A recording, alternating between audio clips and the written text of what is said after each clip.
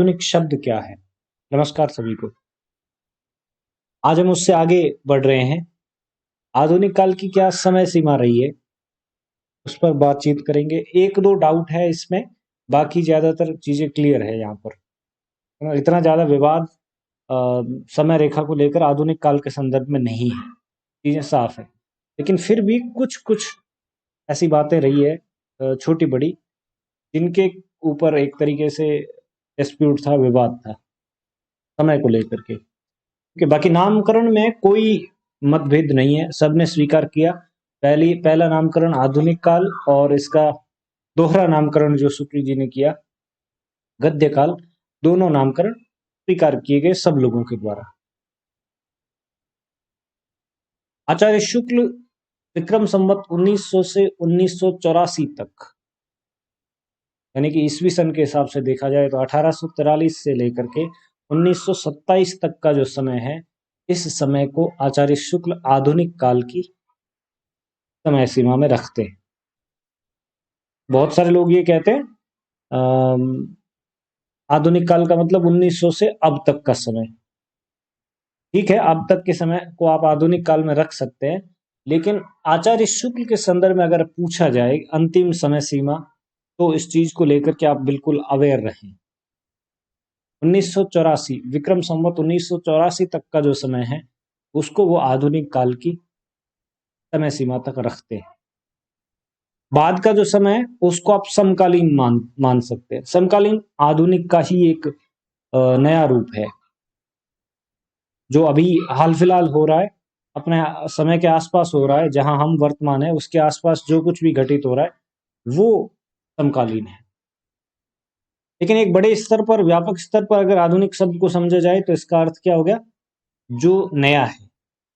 और नए के संदर्भ में भिन्न भिन्न बातें जो है पहले आपको बताई गई कि क्यों इस काल को आधुनिक काल के नाम से अभिहित किया गया, क्या कारण रहे थे। तो शुक्ल जी के हिसाब से विक्रम संवत 1900 से लगा करके 1984 तक का जो समय है वो आधुनिक काल की समय सीमा में आता है। एक तो ये मत आप स्पष्ट रूप से ध्यान में रखिएगा, और इसको अगर सन में परिवर्तित करेंगे, ईस्वी सन में, तो ये आएगा।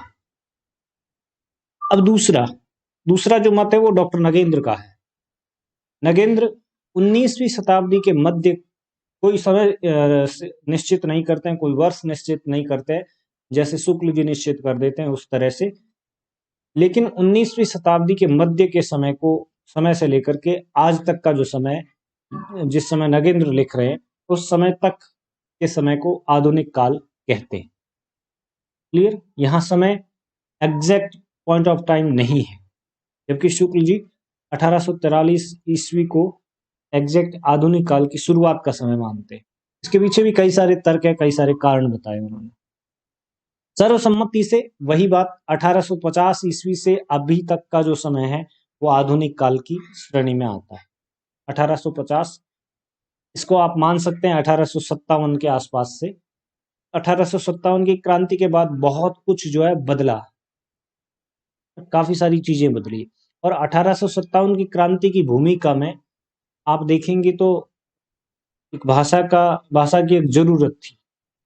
उस समय में देश एक बहुत बड़े स्तर पर परिवर्तन की गुंजाइश लगा के बैठा था। देशवासी, देश के लोग आजादी को लेकर के, राजनीतिक व्यवस्था को लेकर के, आर्थिक स्थितियों को लेकर के, हर स्तर पर, सामाजिक स्तर पर बहुत सारी नई नई चीजें जो है इस दौरान 1850 से 1860-65 के बीच में घटित हुई है।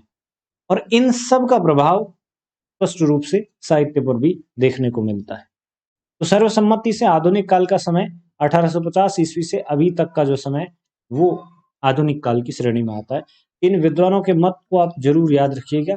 19वीं शताब्दी के मध्य से डॉक्टर नगेंद्र के अनुसार ये आधुनिक काल का समय है, और आचार्य शुक्ल के अनुसार विक्रम संवत 1900 से 1984 तक का जो समय है वो आधुनिक काल, क्योंकि शुक्ल जी ने ना इस समय विशेष को ध्यान में रख करके खूब सारा विवेचन, खूब सारा साहित्यिक कार्य किया था, अपना लेखकी कार्य इस दौरान किया था। तो वो आधुनिक काल को अपनी स्टडी के हिसाब से इस समय सीमा में रखते हैं।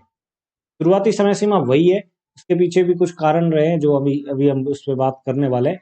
1984 तक ही रखने के पीछे कारण क्या है, उन्होंने वहां तक के साहित्य के बारे में अच्छा खासा नॉलेज जुटा लिया था, जानकारियां जुटा ली थी, और वो अपने अपनी रचनाओं में, अपने साहित्य इतिहास ग्रंथ में यहाँ तक के बारे में बहुत अच्छी तरीके से डिस्कस करते हैं 1925-27 तक। और उसके बाद भी कुछ चीज़ों पर बात करते हैं, लेकिन उतना व्यापक पैमाने पर नहीं करते। अब देखिए, इन दो विद्वानों ने और तीसरी सर्वसम्मति से जो स्वीकार की गई है धारणा इस समय सीमा को लेकर के, उसका आधार क्या है? 1850 जो मानते हैं, है ना, सर्वसम्मति से 1850 ईस्वी से आधुनिक काल की शुरुआत मानते हैं। इसके पीछे कारण क्या है? भारतेंदु हरिश्चंद्र का जन्म 1850 में, भारतेंदु हरिश्चंद्र का जन्म हुआ। और भारतेंदु हरिश्चंद्र ने क्या किया? सबसे महत्वपूर्ण काम हिंदी के क्षेत्र में, उन्होंने गद्य भाषा विकसित की। गद्य भाषा विकसित करने का जो है बीड़ा अपने कंधे पर उठाया, अलग अलग प्रयास किए, हर क्षेत्र में नवीनताएं लेकर आए, नवीन नवीन विद्याएं जो है उन्होंने साहित्य में शुरू की। उनके प्रभाव से बहुत सारे लोग जो है इस धारा में चल पड़े।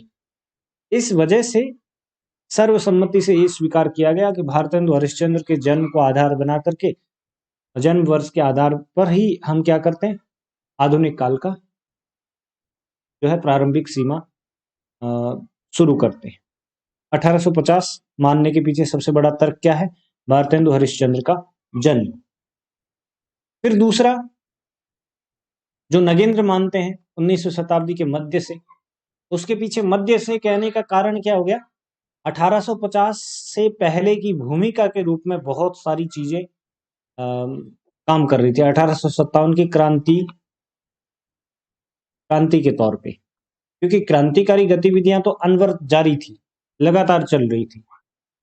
ऐसे सिचुएशन में हिंदी के साहित्य पर भी प्रभाव पड़ा। और अगर क्रांति से हम पिछले 8-10 सालों तक पीछे जाएं और खंगाले साहित्य को, तो हमें एक एक साहित्यकारों की एक ऐसी धारा स्पष्ट रूप से दिखाई देती है, साहित्यकारों का एक बड़ा जत्था स्पष्ट रूप से दिखाई देता है, जिनके साहित्य में क्रांतिकारी स्वर था, जिनके साहित्य में नव चेतना के स्वर थे, जिनके साहित्य में राष्ट्रवाद हावी था।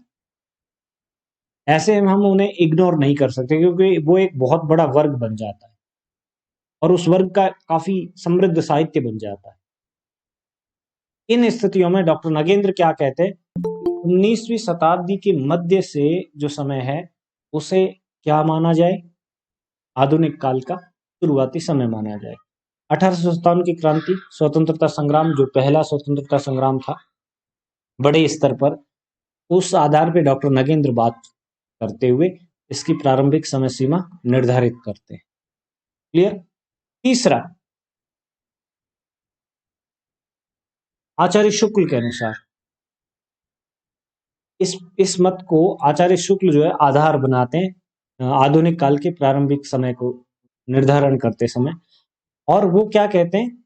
कवि वचन सुधा का प्रकाशन हुआ। कवि वचन सुधा एक पत्रिका थी, और उस पत्रिका ने काफी कुछ जो है साहित्य की दुनिया में बदलाव लेकर आई, काफी कुछ चीजें जो है आधुनिक बनाने की कोशिश की उसने। 1868 से ये पत्रिका प्रकाशित होती है, और इसी को उन्होंने क्या किया है? आधार वर्ष बनाया है। अब देखिए कंफ्यूजन कहाँ आ रहा है। जब शुक्ल ये कह रहे हैं कि कवि वचन सुधा के प्रकाशन के आधार पर मैं आधुनिक काल की समय सीमा को निर्धारित कर रहा हूं, वो पहले तो ये कह रहे हैं, अपने मत को स्पष्ट करते हुए इसका समय 1843 से मान रहे हैं, और फिर कहते हैं, इसका आधार देते हुए ये बात करते हैं कि 1868 ये समय है। ऐसी स्थितियों में 43 से 68 के बीच का जो समय है उसका क्या हुआ? ये प्रश्न हर किसी के दिमाग में आता है। शुक्ल जी इस समय को क्या कहते हैं? संक्रांति काल कहते हैं।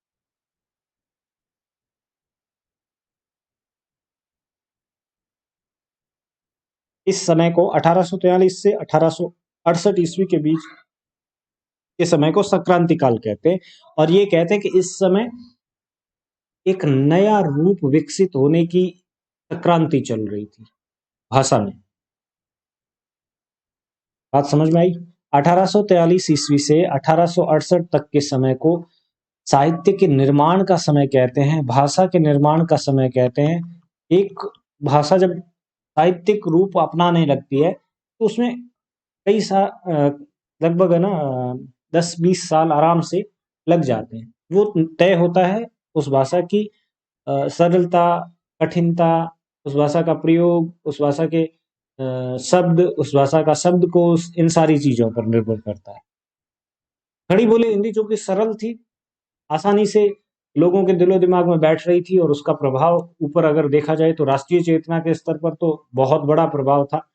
लोग जो है भाषणों में, अपने पत्र व्यवहार करने में, लेख लिखने में, पैम्पलेट इत्यादि पर, राष्ट्रीय चेतना से संबंधित सेमिनार वगैरह जो भी होते थे उनमें खड़ी बोली का प्रयोग किया करते थे।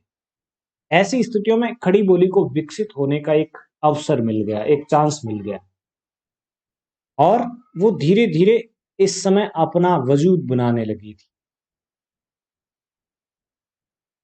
नया रूप बनाने लगी थी। कहाँ? एक रॉ रूप तो था उसका, एक कटा-फटा, टूटा-फूटा रूप तो पहले से मौजूद होता है हर एक भाषा का, बोली के रूप में। लेकिन एक मैच्योर टाइप का रूप, हालांकि हिंदी अब जाकर के काफी हद तक मैच्योर हुई है। ये ऐसा समय रहा है जिस समय इस स्थिति में आने की हिंदी कोशिश कर रही थी। कुछ लोग इस समय में रचना करने के लिए इस भाषा की को अनुकूल मानते थे, कुछ लोग नहीं मानते थे। एक बड़ा वर्ग था जो ये नहीं मानता था कि इस भाषा में, खड़ी बोली हिंदी में कविता करना कोई अच्छा काम नहीं है, हम भाषा के साथ खिलवाड़ कर रहे हैं, या हम कविता के साथ खिलवाड़ कर रहे हैं। ऐसा भी एक बहुत बड़ा वर्ग हो गया था। ऐसे में कुछ जो लोग इसके हिमायती थे, उनका सहयोग और उनका पथ प्रदर्शन रहा अच्छा, उनके कार्य अच्छे रहे, जिसकी बदौलत हिंदी जो है धीरे धीरे विकसित होने लगी, और उसका एक रूप जो काव्य भाषा के रूप में सामने आता, खड़ी बोली हिंदी का, वो तैयार हुआ। 1843 से लेकर के 1868 तक के समय को द्विवेदी जी क्या कहते हैं? संक्रांति काल कहते हैं। क्लियर? ये भाषा के निर्माण का समय था। इस समय भाषा अपने रूप को प्राप्त कर रही थी, भाषा अपने साहित्यिक रूप में धीरे धीरे क्या कर रही थी? प्रगाढ़ता ला रही थी, अपना रूप निखार रही थी। ये था आधुनिक काल को लेकर के समय सीमा के निर्धारण को लेकर के जो एक विवाद था। डॉक्टर नगेंद्र, विवाद जैसा कुछ नहीं है, दो मत है एक तरीके से। इन दो मतों के आधार भी है कि क्यों हम ऐसा कहते हैं। 1850 कहने के पीछे जो सर्वसम्मति का मत है, सब लोगों के द्वारा स्वीकार कर लिया गया, उसके पीछे कारण क्या है? भारतेंदु हरिश्चंद्र का जन्म, क्योंकि भारतेंदु हरिश्चंद्र ने गद्य भाषा के विकास में खूब सहयोग किया, और उन्होंने एक इंस्टीट्यूट की तरह काम किया इस भाषा को स्टेबलाइज होने में, स्थापित होने में। इस वजह से 1850 के सर्वसम्मत मत के आधार का आधार क्या तय करते हैं लोग? भारतेंदु हरिश्चंद्र का जन्म वर्ष 1850 ईस्वी। डॉक्टर नगेंद्र के अनुसार 1857 की क्रांति, जो कि 19वीं शताब्दी के मध्य की एक बहुत महत्वपूर्ण घटना थी, इसने समूचे भारतवर्ष को प्रभावित किया। जब देश प्रभावित हो रहा है, समाज प्रभावित हो रहा है, लोग प्रभावित हो रहे हैं, ऐसे में साहित्य तो प्रभावित होगा ही। उसमें भी कुछ नयापन आया, राजनीतिक स्तर पर नयापन आया, सिस्टम के स्तर पर नयापन आया, भाषा के स्तर पर नयापन आया, हर स्तर पर, सामाजिक स्तर पर, हर स्तर पर एक नयापन दिखा। और इसी वजह से आधुनिक काल की शुरुआत का समय भारतेंदु हरिश्चंद्र डॉक्टर नगेंद्र क्या मानते हैं? 19वीं शताब्दी के मध्य का समय, यानी कि 1857 की क्रांति के लगभग बराबर का समय। एग्जैक्ट कोई टाइम नहीं बताते हैं, शुक्ल जी एग्जैक्ट टाइम बताते हैं, इसके पीछे उनका अध्ययन है।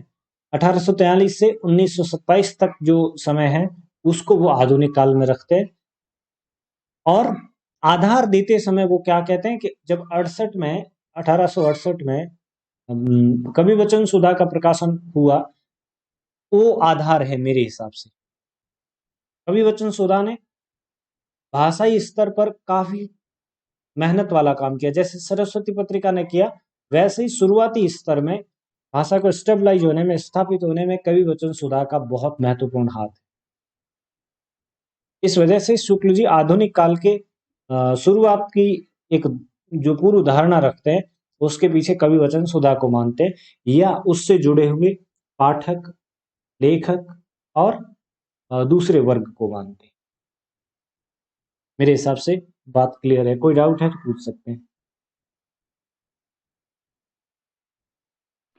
सर इस संक्रांति काल किसने कहा था? शुक्ल जी ने। शुक्ल जी से जब पूछा गया कि 1843, तो आपने बोल दिया पहले ही, है ना, कि 1843 से आधुनिक काल की समय सीमा स्टार्ट होती है, शुरू होती है।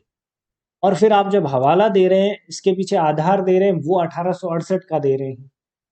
तो ये जो बीच में इतना लंबा चौड़ा गैप है, वो गैप क्या है और क्यों है? तो वो समझाते हैं कि ये समय ऐसा रहा है जो भाषा के बनने और एक नए रूप में विकसित होने का समय है, स्वीकार्यता का समय है। भाषा अभी तक स्वीकार नहीं की गई थी, एक बोली से वो धीरे धीरे विकसित होकर के भाषा का रूप ग्रहण कर रही थी।